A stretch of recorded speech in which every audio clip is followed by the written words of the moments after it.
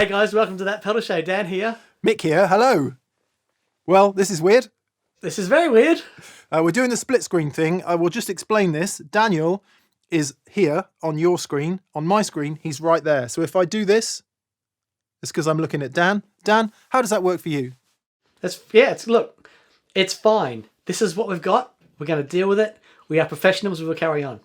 Cool. It's just a college town. Dan and I have been chatting about what to do. We almost got Dan down and started filming again, but we thought we'd err on the side of caution, see what's happening with the infection rates, and just maybe do a couple of weeks like this and ease back into things. That was the decision. Yep. So this is new for us. So be very interested to see what you think. But it's been a lot of fun actually. I'm developing a whole new set of skills. Yeah, it's cool actually, isn't it? Because just sort of the in and out of doing it every day and just recording stuff and recording audio and filming, you're unconsciously rehearsing and learning it all, aren't you? Yeah. Yes, it's so in the words of Taken, my rubbish skills make me a nightmare for people like you. Does that make sense? Right, cool. So we'll see how we go. Yeah, and the appreciation for Simon and Fraser just continues to go up. Yeah, absolutely. Okay, so cool. So what are we doing today? We've come up with this format called Things I Wish I Knew When I Started, which from a philosophical point of view, you shouldn't really look back. You shouldn't have any regrets. However, it would have been better had we known this stuff. Then we could have progressed quicker. Is that fair, Dan? Absolutely. So Dan and I came up with a list of things between us, and we started realising that list was getting very long very quickly. So we thought we might serialise it. So today we're going to do 5 of those things. And we arbitrarily decided that there would be one that was focused on sort of playing technique and things you could learn there, one that was focused on sound, and then a sort of cerebral and thought-based one to get your mind in the right place. Is that fair, Dan? That's great. Yeah, awesome. Okay, so do you want to... You're first up then, Dan. Your first one is time is everything apart from the notes. So this is something that is very dear to me because it's something I really struggle with. And it's something that I wish I had have realised the value of early on. Okay, so this is a quick look at getting your timing right. Okay, so I'm a 12 or 13-year-old kid and I'm at home and I'm practicing my scales, right? And it would go something like this.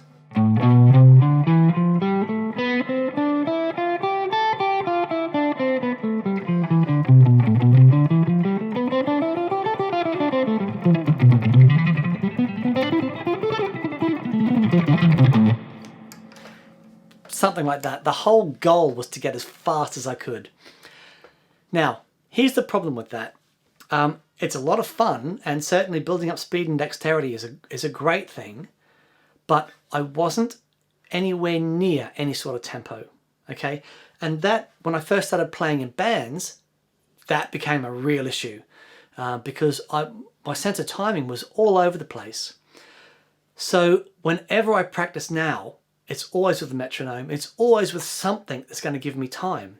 So metronome, drum machine, backing tracks, playing along with your favorite songs. It's a wonderful way to develop your time, to develop your feel and your swing. That's so important. You can't develop that stuff unless you have a good sense of time. There's a lot of really great apps available as well. So I use an app called iReal Pro, which is what all of these backing tracks have been created on. It's great. You've got literally thousands of songs which you can change the tempo, the key, change the instrumentation, change the feel, and it's a fantastic practice tool. Okay, so if you're going to practice scales, practice them with a drum machine.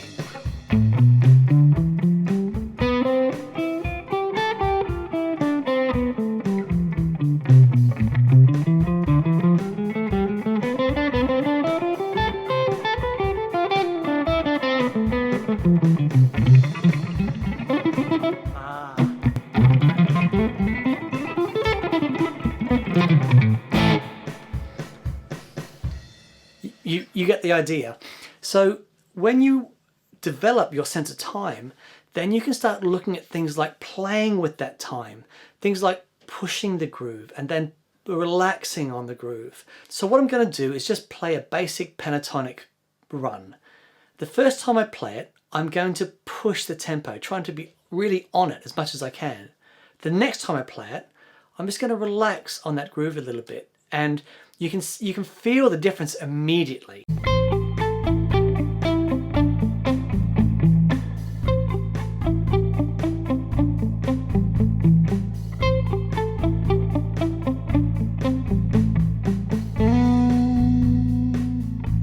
Now, one of the other major advantages in developing your sense of time is it will enable you to develop your feel and your swing. Okay, so for example, if I play that A minor scale like really straight,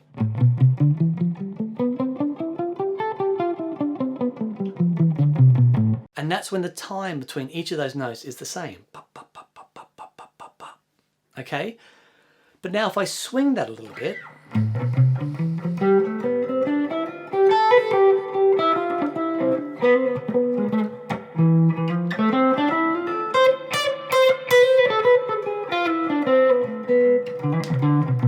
and then you start to put all those concepts together, that push and pull and that little bit of swing, and that's what the sense of time sort of enables you to do.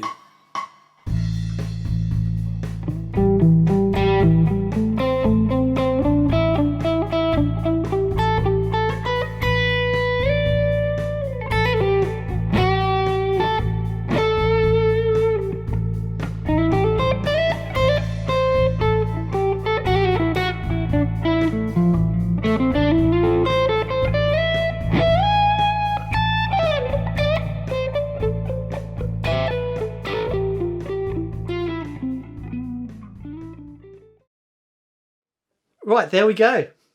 That was fascinating. You think so? I do. I tell you what I've particularly found fascinating. First, the obvious thing, like, for sure, we can all improve our time. And I think you can spot players who either played with other musicians or did a lot of working on their timing, and a lot of players who just practice scales and notes, like you say. Yep. What I found perhaps most interesting was the degree with which you were able to push and pull and swing. I thought that demonstrated a great deal of skill and knowledge and learning. It definitely, well, thank you very much. That is all learnt. You know what I mean? There's nothing, for me, that there's no natural ability there. I had to work. Ask anyone who I've played in a band with, you know, because like I'm so excited. I get on stage like, oh, and I'm pushing that, and it's like, no, man, I've just got to learn to relax. And when you do that, it's like, remember that you got me to breathe, you know, when I was playing through, because I was, you know, whether I was stressed or whatever, and I'm pushing it, it's like, no, just breathe, just relax. And then, you know, when you start to be aware of it, then you can start to work on it, you know. And I had to work so hard, and it's still not awesome. Like, you have a very innate natural sense of time, and you've worked with a lot of bands and stuff, and you know, since you were young, and that really shows in your playing. I didn't have that innate sense of time. I was, you know, and I'm a lot better. Like Tom Bukovac talks about this, you know, quite a lot, and it's like, it's not something you can really learn, but you can get better at it. So I am just getting better at it. I'm just working to get better at it, and it's something that you absolutely can develop. Yeah, I think also it's something that you shouldn't maybe beat yourself up about, because Absolutely, definitely one of the things that I almost think, because you know that what you describe as an urgency in your playing is part of your character. That's who you are. Yeah, and for sure. Me behind the beat, you know, my motto in life is, if you know, don't do now something you can put off until next week. You know, that's you know, I'm not a lazy person. I work pretty hard, but I am pretty relaxed, and I go at mick time.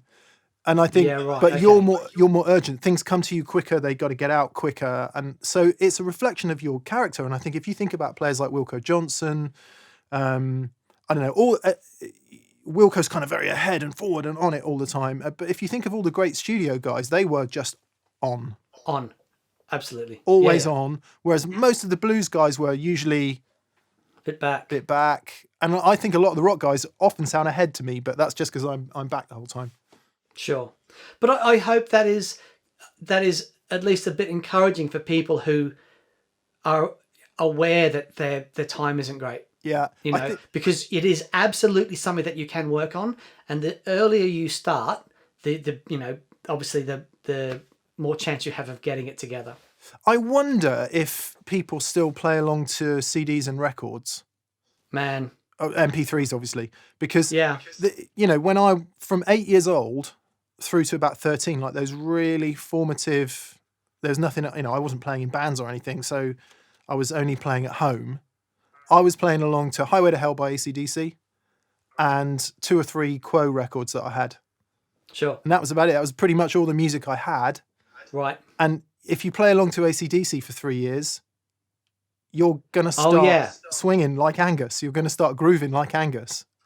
A really quick story. I did some sessions in Sydney with an amazing bass player called Sam Dixon. And, you know, he was... we got in the studio, he was playing this fretless bass, and he was mind-blowing, right? Really young kid at that time. Just awesome. And I'm like, how did you get so good? And he's like, well, I used to play along with James Brown records and all this stuff. And he said, and it's like you're playing with the band. And you're developing your feel. So by the time he got to play in a band, he had all that. Yeah. You know, which was just mind-blowing. So I think, you know, listening to music that you love and actually playing along with it, recording yourself and being analytical about it, and, you know, it is mega. Yeah, So I never had the opportunity to do any of that, like record and listen back. It was just hours and hours and hours of playing. Yeah. So what? Yeah, great. So what are we saying then? Try a metronome. Try playing along to some of your favorite music, and just keep doing it. And then once you've done that a lot, then you start experimenting with that push and pull thing that you were doing so well. Yeah. Oh, thank you. Yeah. But I think, you know, recording yourself, even if it's got a little, you know, the recorder on your phone, I used to use the tape recorder, you know, and just sit it, you know, when I would do gigs, I would record myself at gigs just to analyze it and listen back. My guitar teacher, Mark Johns, was one of his things he says is without real analysis, it's really hard to see exactly what's going on where you are. I think I actually would have given up if I'd done that. No. Because I'd have listened back to myself and gone... You would have listened back to yourself and you would have just gone, nailed it. No, or maybe I'd be a lot better, I don't know. But yeah, I'd proceed with caution with the self-analysis is what I would say. Okay, fair enough. Okay, right, next. Okay, next is... never apologise, never explain. So I'm not going to apologise or explain. I am going to say I am not a guitar teacher. So try and concentrate on the concept. And the concept is boxes. The VT coming up will explain everything. This is, don't break out of your boxes, just learn more boxes.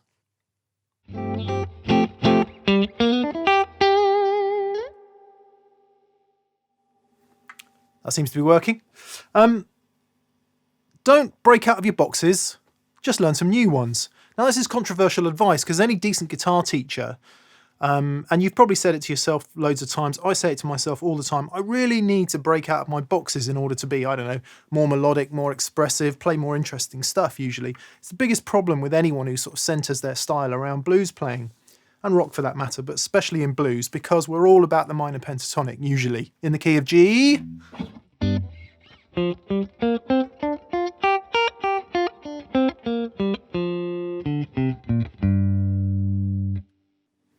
Those 5 notes repeated that you hear in so much blues, how you use them really defines your style and voice, and of course what you fill in between. That's all for later.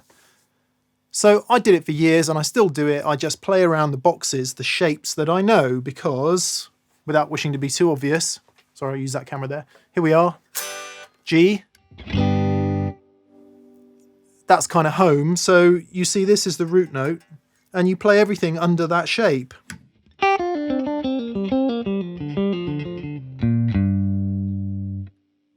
And you just bang up and down that all day long, and it starts to sound repetitive. So what a great guitar teacher will tell you to do is learn the fretboard properly and link it, and don't rely on the boxes. What I'm here to do is be that stepping stone between, sounds like a Spinal Tap analogy, between two sides of the riverbank, which says, sure, that, of course, if you're going to get really fluid and if you want to be Guthrie or Alan Hines or Tom Quayle, then sure, learn the fretboard inside out and upside down. However, some of us just need a little stepping stone. So what I say is learn some more boxes. That minor pentatonic cluster of notes exists all over the guitar neck. One way that I started to get my head around this was to think about root notes, if you like. So if you're in G,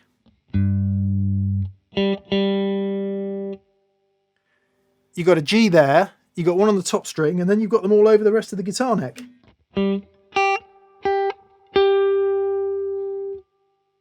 And if you can just begin to start to target those notes with that shape, you can take that minor pentatonic and you can play it in other shapes. Of course, anyone au fait with this is going to think this is the simplest thing possible. But for those of us who struggle with it for so long, I hope this is going to help you.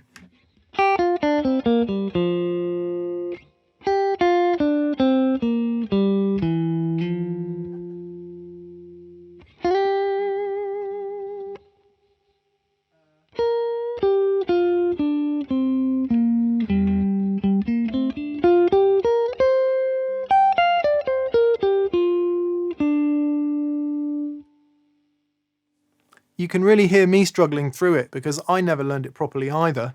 So I hope that gives you heart, that even though you don't know it perfectly, you can still actually make some pretty decent sounds once you start to get it under your fingers. That's the kind of the theory, if you like. What I did was, instead of thinking of it trying to link it all like that immediately, was to learn a couple of positions. So if I'm playing in G, right, we know that we've got this one. Let's set up a loop. I've got a TC ditto on the floor. Let's see if I can do this first time. What's the bets? Right.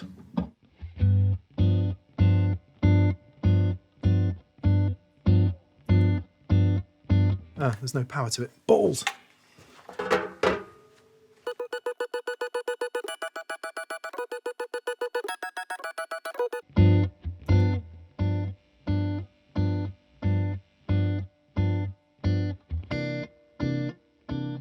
Cool, so I've got that basic loop in there. It's 1, 4 and 5, so just around like a 12 bar, even though it may not be 12 bars. What I did as a kid, and what I still do, is just play the minor pentatonic over all of that, and sometimes it can sound okay and sometimes it can sound pretty bad, right? So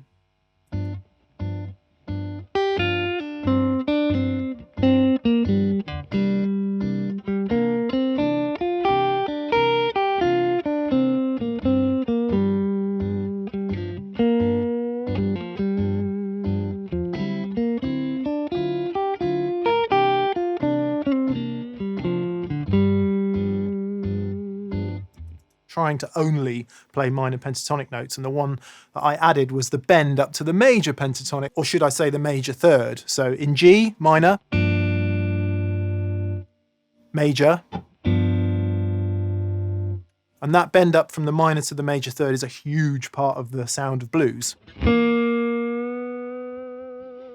Okay, so that was the only other note I threw in there. Otherwise it was all straight minor pentatonic. Now, I'll free up a little bit, and I might play some passing notes that are not in the minor pentatonic because I'm just not that well disciplined, but I'll try and play a couple of positions of the minor pentatonic and link it up across the neck. Again, I'm only playing G minor pentatonic.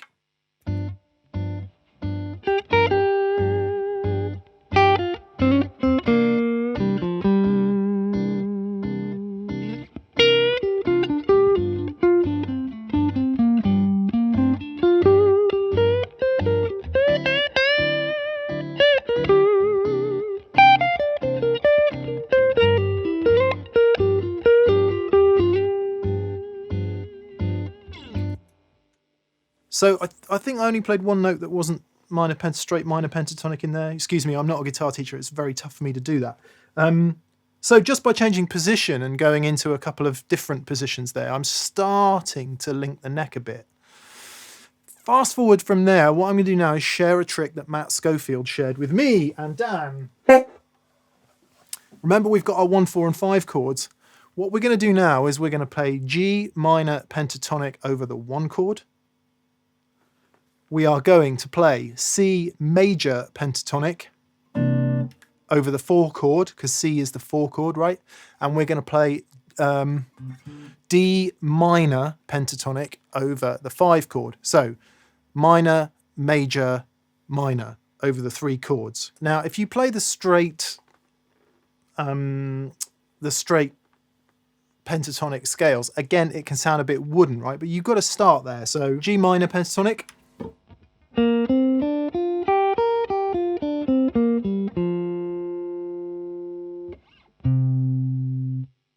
Up to the 4 chord, the major.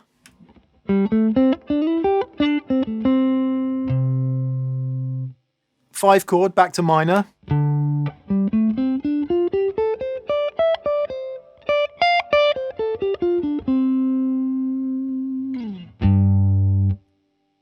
Back to the 1 chord, minor pentatonic. So yeah, minor, major, minor. If you do that, this is what happens.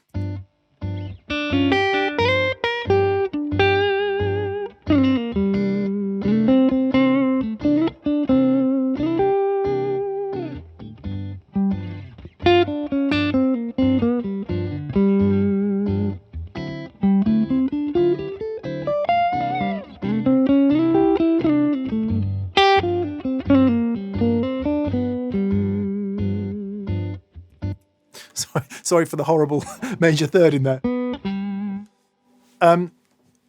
So that's great. That's all very simple. Then what happens is you imply those over the chord changes. So I may play some extra notes here, but what I'm doing is essentially the same thing.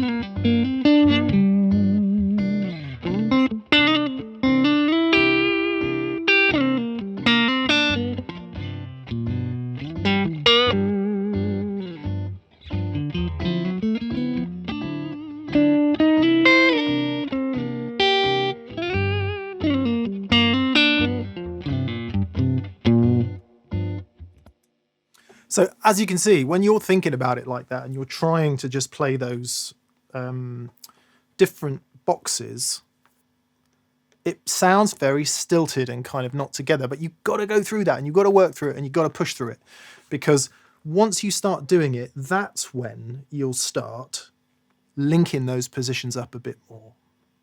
That's the way I've done it, and that's the way you start to get a bit of fluidity with stuff. Know where your root notes are. Think about those minor and major pentatonic changes. And then, of course, yes, I did play some notes that weren't strictly minor and major pentatonic, but that's the sort of thing that starts to just leak in. If you want to study all of that and really understand it, that's the right way to do it. The way that I think most of us do it is to just sort of fill in the notes and see what sounds good and see what doesn't sound good. And then you get this sort of push-pull learning where you'll try something and you'll go, oh, that sounds good. And then you kind of come back from there and work out where it sits. And that's when you start to sort of fill it all in. So...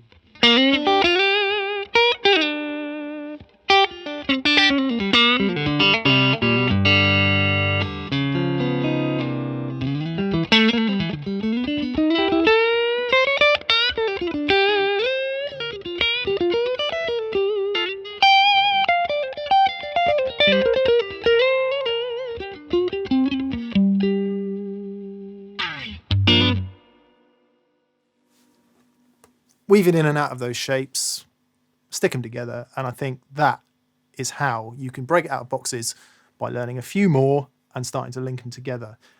And like all good lessons, I'm going to give you a nugget of reward at the end. Here's one last box for you. So we talked about major and minor pentatonic shapes. Probably good to learn those better than I have. The last one is diminished. There's a diminished arpeggio that you can play in this box as well. So if you're playing...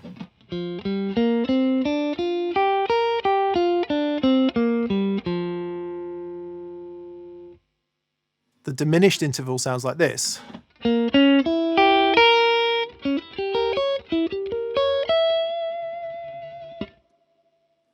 that can kind of, I always think diminished sort of raises a smile in a turnaround or a change. I'll see if I can throw it in over the loop and try and remember where I would normally play something like that.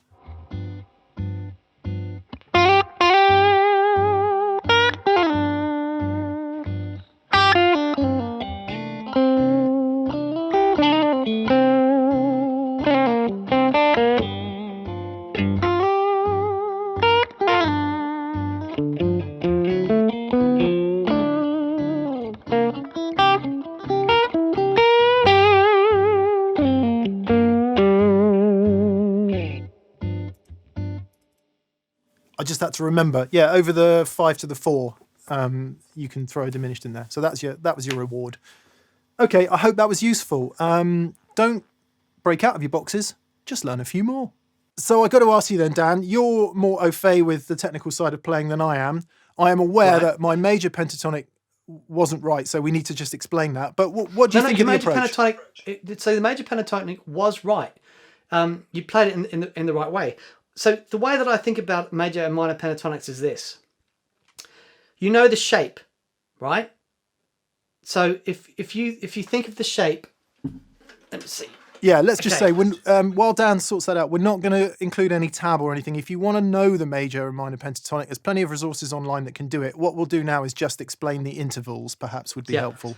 So you know this shape, right? As Mick did very skillfully in the beginning, we have that pentatonic scale shape. Okay, so that's that shape. For the minor pentatonic, you start with your first finger on the note of the key that you want to be in. So this is the note A here, right? 5th fret A. If I start with my first finger, that gives me the minor pentatonic. For the major pentatonic, I use exactly the same shape, but I start with my little finger on the A. Yeah. Oh, that's cool. I've never thought about it like that before. Yeah, and so it's exactly the same shape. First finger or fourth finger. It's just different starting points. So, and when you're saying... Can we say for the record what the intervals are? So it's 1, so minor 3. So if we're doing a minor pentatonic... So this is fascinating, actually. And I'm going to do a bit on this and why the pentatonic is so important. The minor pentatonic scale is a minor 7 arpeggio with an added fourth. Okay, so we've got the 1, we've got the minor 3rd, we've got the perfect 4th, the perfect 5th, the minor 7, and back to the 1. All right, so it is the minor 7 arpeggio, but with that. So just say that. Say that again clearly. 1. Okay, so we've got the 1 or the tonic. We have the minor 3rd, okay, which gives us our tonality. We have a perfect 4th. We have a perfect 5th. We have a minor 7th, and then we have back to the tonic. And then those intervals are the same, going up. 1, minor 3rd, perfect 4th, perfect 5th, minor 7th, tonic. If we do the major pentatonic, we start with the tonic with our little finger, right? We have the major 2nd, we've got the major 3rd, we've got the perfect 5th, we've got the major 6th, and then back to the tonic. So we've got 1, 2, 3, 5, 6, back to the 1. 1, 2, 3, 5, 6, 1.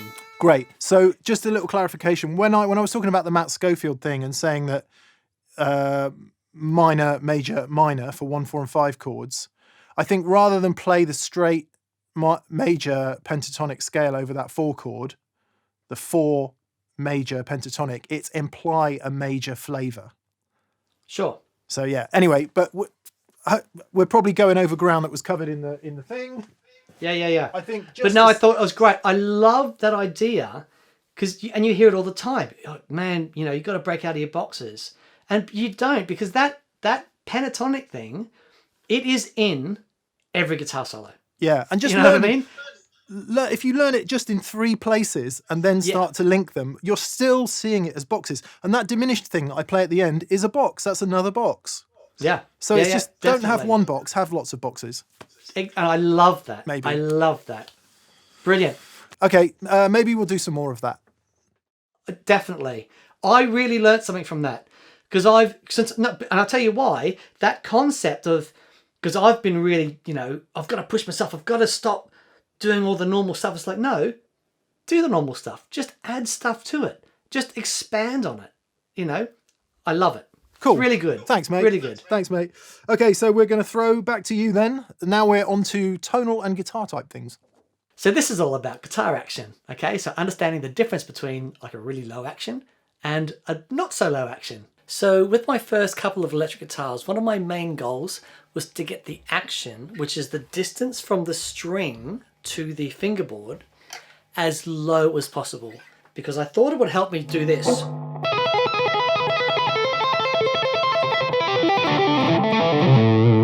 Now I did this for quite a long time because I thought, well, surely that's what you want. You want the guitar to be as easy as possible to play, so with the strings as low as possible. So as long as you can still get the note out, then that should be okay.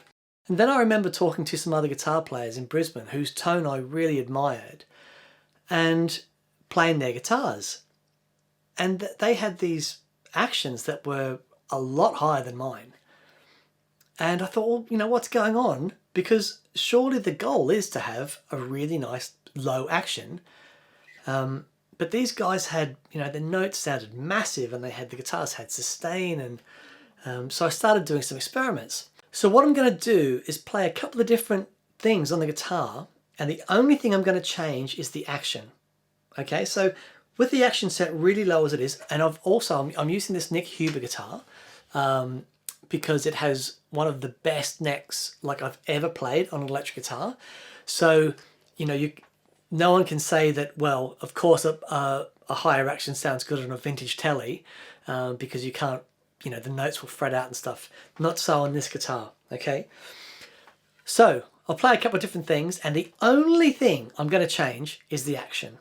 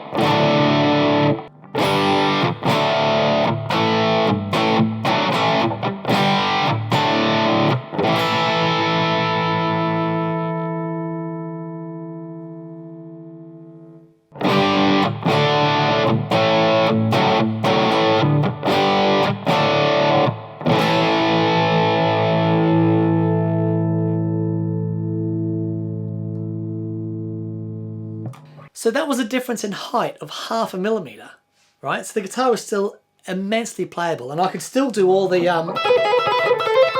So if you're starting out and you've got your action super low because you think it's more comfortable to play, I would encourage you to try raising the action just a little bit and just seeing if you can hear and feel the results.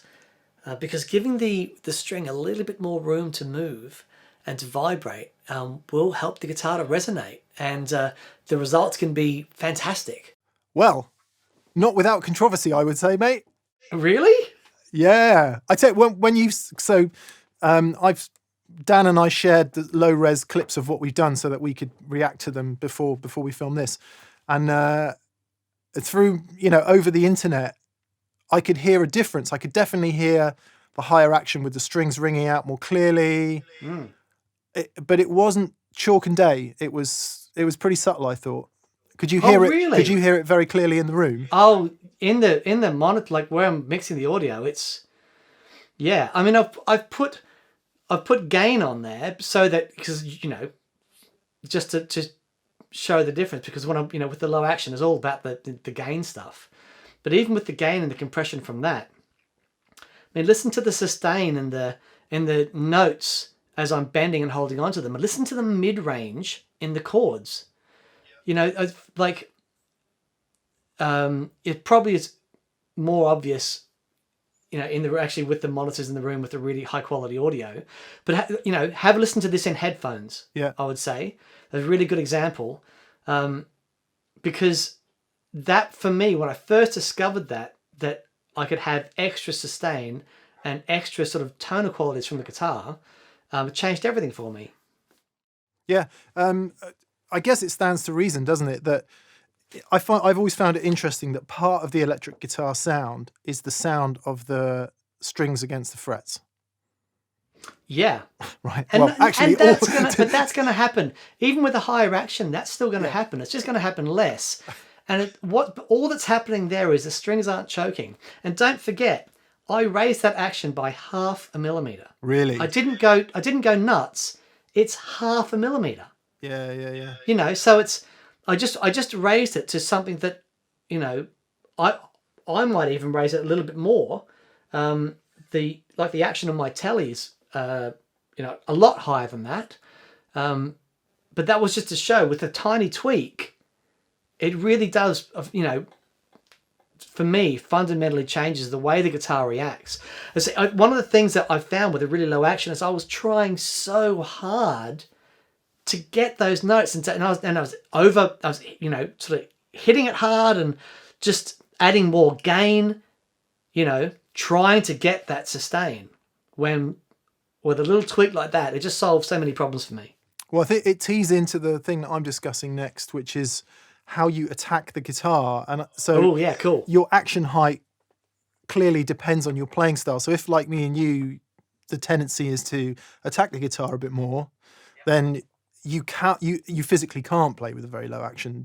It just doesn't work. Yeah. But if you are very light touched, I mean, I don't know, what was Holdsworth's action like? Do we know? I don't know, but so an example for me is Tom Quayle. Yeah. When he came and visited us at the old studio, and I'd heard him play, and I was like, absolutely, my mind was blown by what he could achieve. And I thought, I know, I'm going to trip him up, and I'm going to give him my Les Paul with a decent action on it. And he picked it up, and he just sounded like a golden, shiny god. You know what I mean? Because it wasn't about super low action and it was about tone and being able to play like that with a resonating guitar. So yeah, it wouldn't surprise me. Like Al Di Meola has a legendary high action. Does he? Legendary, like crazy high. I'm making the assumption that Al started on probably nylon string, did he, when he was a kid? Yeah, well, that's his main thing, acoustic guitar. So I guess he's got his he's used to electric set up to you know, so there's not a big jump between that. But man, he's fire. Well, it's definitely something to try. And as I said, it tees into the thing that I'm discussing, which is you don't have to hit the guitar hard all the time. Loads of you will already know this all too well. So this is really for those of us who forget it all too often. This lesson came really hard to me, and it is still coming hard to me because my natural place was watching guys like Stevie Ray Vaughan and Albert King hit the bejesus, I nearly swore there, out of the guitar. You know it, right? Strat, grimacing blues face, and hit the guitar as hard as you possibly can. So I'm going to turn on the tube screamer, and I'm going to hit the guitar.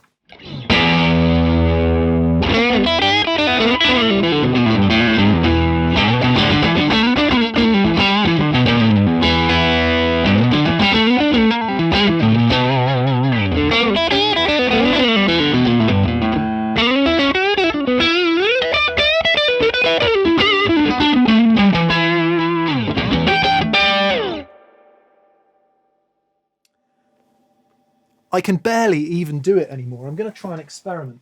I'm going to put a guitar strap on. I'm going to stand up and see if I can do it any better with stood up, because sitting down, that was hard. I used to do this all the time.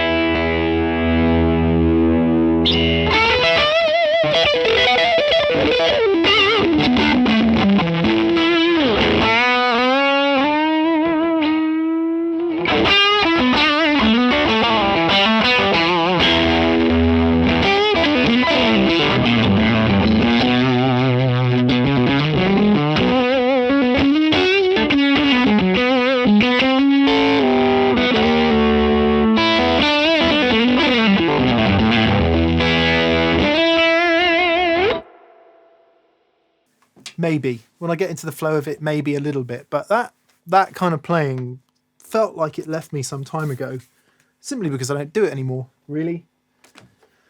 It does get wearing, because you're bashing the guitar the whole time, trying to wring this tone out.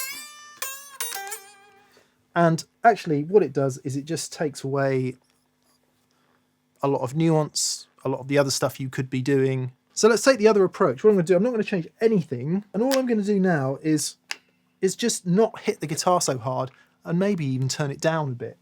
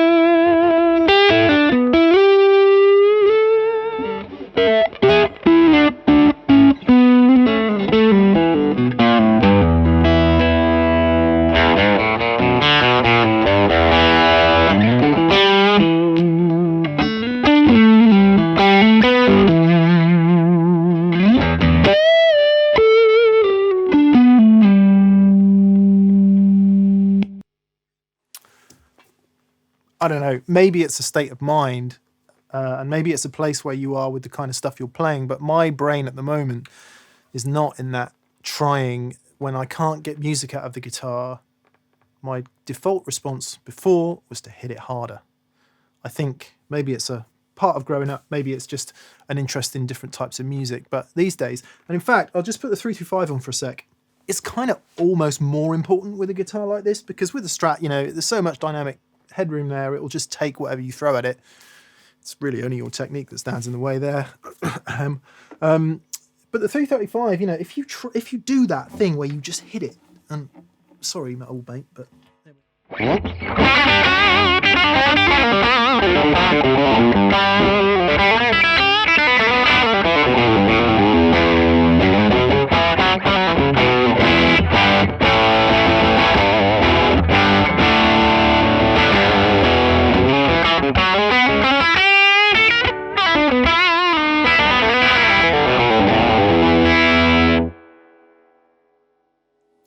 not only am I playing really bad, but the guitar's just going, stop that.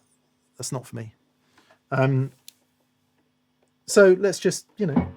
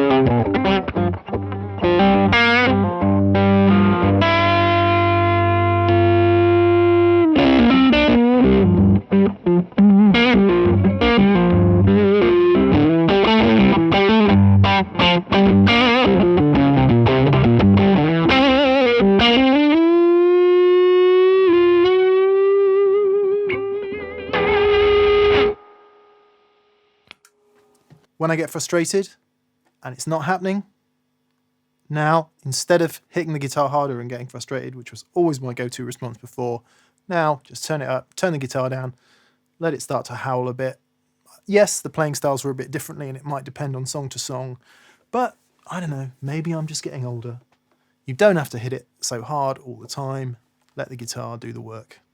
That was so interesting. When you are hitting the guitar, I mean, it's not that you're getting the same sound by playing gently, but there's, because I love that aggression Yeah. in the playing. But what I found that when you started going back, it's a whole different dynamic range now added to what you're doing. That's it, isn't it? I think it's not saying don't hit the guitar hard and always play softly. It's not that at all. It's understand that you don't have to hit the guitar. And some people never hit the guitar hard, so it might be that don't play softly all the time, hit the guitar hard now and again. It's really a reset in dynamic range, because as I said, my whole childhood and younger playing days was based on trying to be Stevie Ray Vaughan.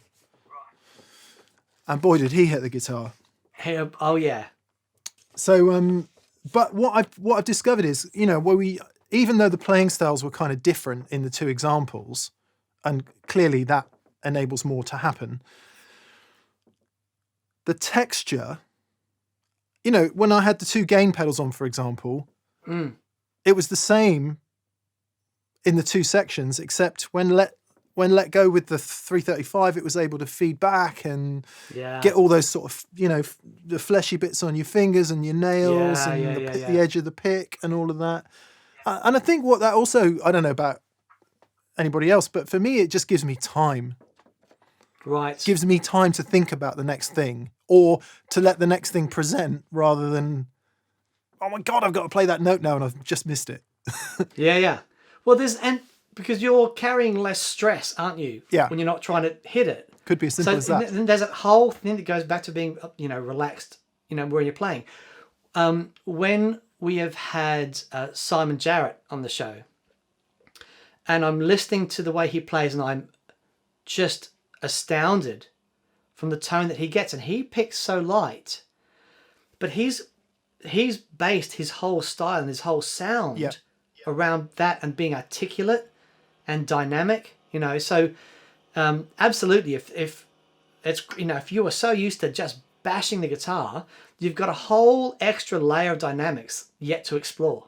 And I got to actually, I must pay homage to Simon and also Tom Bukovac for the inspiration to get going with all of that, really. I think Simon was the initial inspiration, Simon Jarrett. And then just listening to more and more and more players, Doyle as well, Doyle Bramall, are all masters of that. And I think then again, if you're just hanging on to some of those notes and letting them do what they will, you're sort of thinking, what shall I do now? I know, I'll try the volume control. Yeah. And then especially on the 335, I think, any two pickup type Gibson inspired instrument is where loads of that nuance lies. So that was awesome. Now for the final installment. I love this. And it's very interesting in our context. Do you want to introduce it, or shall I, Daniel? You go for it, sir. Okay, number 5. God help us. Be open-minded. Take time to learn stuff you wouldn't normally learn. Yeah. So when I was starting out, and I was in my first band, and we were so blinkered about what we were listening to that we ended up sounding like every other band out there in that genre, which was basically a hard rock thing, with Captain McShreddy Pants. And it's like, it wasn't until when I was 19 I started studying music properly, and this whole other world was opened up. And I'd never listened to classical music before, for example. And I remember we started doing a module in the history of music. And like I'd never listened to Mozart, for example. And the teacher brought in Mozart's Death Requiem in D minor. I forget the orchestra that was playing it. The saddest of all keys. It was saddest of all keys, absolutely. But I was moved to tears. And I remember for like a month after that, I got to the con like really early to sit down and listen to that on vinyl for an hour before we started the lessons. Because I'm like, how has this passed me by? You know, when I did the jazz course, I only did the jazz course because it was the only guitar course like available. You know, if there'd been something else, if there'd been get a degree in shred-tastic and tongue harmonics, I would have done that. You know, so I just had a flashback of me going to the interview and I'm saying, what guitar courses have you got? And they say jazz. I'm like, got any bricklaying? I love jazz. Right? Well, you know, but and being exposed to all that music, and I'm sat there going, like, I'd never heard Django Reinhardt before. Wow. And I'm sat there listening to it going, you know, and I was 19 at that point, right? And I'm going, how have I not been exposed to this for 2 decades? Because it so blew my mind, and it fundamentally changed the way I approached music. You know, what strikes me about that is that if you leap to something, you know, if you go from playing a bit of blues or rock to listen to Requiem, having any sort of translation to the guitar might be a little bit difficult. Absolutely. In the first instance, I would say impossible, but it's not about that. Well, not necessarily, because I guess you can figure out the chord changes, can't you? But well, I mean, you could, but it was just being open to the fact that it's all music, and it's all amazing. I think, you know, but what started to do it for me was growing up. As I mentioned earlier, it was all about AC/DC and Quo, bit of Sabbath, pretty much that actually. Sure. And then when CDs came along in '86, whenever that was, '84, no, earlier than that, '83, whenever Brothers in Arms by Dire Straits came out, might even anyway, whatever year that was, it was earlier. Because I remember Dad getting a CD player and Brothers in Arms on the same day. Wow. So whatever the music was, you know, we only ever had good music in the house. Right.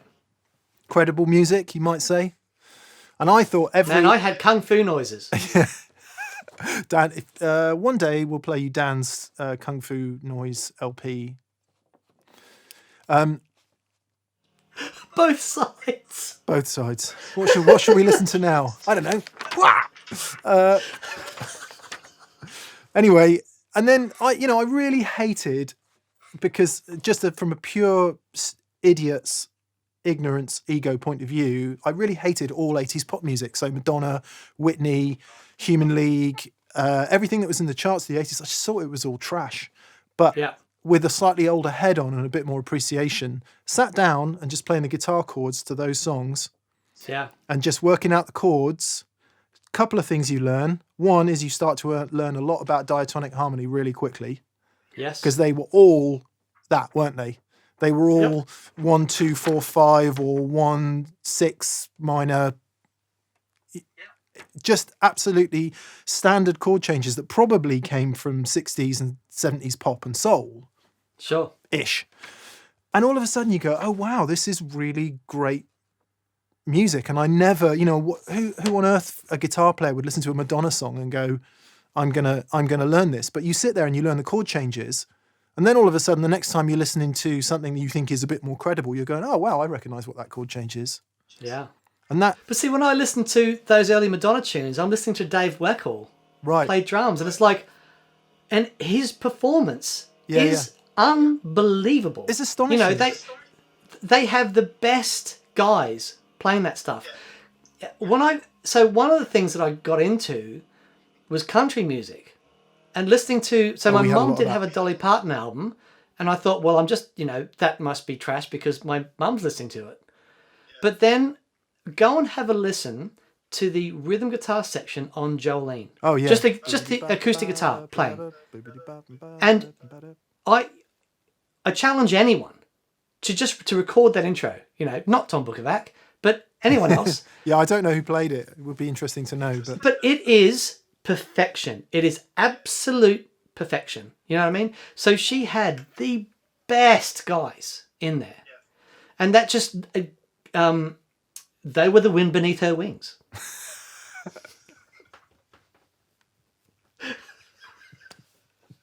So there's not really a solid point there other than probably the thing that led me to the discovery that this was a worthwhile pursuit was having to learn music that I didn't really want to play. Yeah. So function band stuff especially, like you get the list through, do a dep gig or whatever for a function band, and then all of a sudden there's I Kissed a Girl by Katy Perry, or I don't know, whatever, some massive pop tune, and you're thinking, well, I don't even know where to start with this. And then you listen to it and you're like, oh my God, it's chock full of absolutely brilliant guitar. Yeah. Which, definitely. This might seem like the most obvious thing in the world to say to you, but if you don't normally listen to that music, it will come as a surprise. Or indeed any other music that's outside of your usual listening. Yeah. And so, when I started doing the listening to the classical thing, and I remember sitting down trying to work out that there's that piece, and I sat down, I learned that all by ear, the whole thing, because I just found it so moving, and so I think you'll be surprised if you are really into music and you take the blinkers off. There's a whole world of amazing artists who can really express, and that goes back to medieval times and to world artists and everything. And by simply exposing yourself to that sort of stuff, I think the life that you lead with music, it can be so enriched by all that stuff. Can be slightly overwhelming at first, can't it? But I think if what do you just need to start maybe. Yeah. For me, it was definitely that, learning songs that were familiar because they'd either been on the radio or you'd heard them over years and years and years, and actually just sitting down working out the chords and going, oh yeah, you know what? Most songs are based around diatonic chord progression. Yeah, and that gives you a context and something to relate that back to. Yeah, wonderful. Cool. All right. Well, I think this worked. We'll see from the comments if it did, and do it all again next week. Wonderful. Well, cheers, guys. Thanks so much for watching. If you feel so inclined, please check out thatpedalshowstore.com. Please do. Where you can, we've got D&M drives. Are they back in stock yet? We've ordered some. Okay, they're on the way. Yeah. Awesome. But t-shirts and journals and strings and stuff, it's all there. Hoodies. And also, massive thank you to our preferred retailers in the UK and Europe is... Anderson's Music of Guildford in Surrey, where Pete and Lee are doing this split screen thing. Oh, are they? Yeah. They've been doing it for ages. Excellent. Yeah. And in Australia... Pedal Empire, Brisbane, Queensland. Hi, Matt and the gang. Hope you're all doing okay. Wonderful. And in the description, we have links to stuff... We do. We've started to include Sweetwater links in the description. So if you're in the USA, you want to buy something, it helps us out if you click those links and you buy something. Please don't feel obliged or anything like that. But it does help us out if you buy something from Sweetwater via one of those links. Massive thank you to our patrons on Patreon. And also a massive thank you to... Who have I left out, Mick? Nobody, everybody, the whole world. Thank you for your patience and kindness during this very weird time. Yeah, absolutely. All right, people, take care, stay safe. Sending you lots of love, and we'll see you next week. See ya. Bye.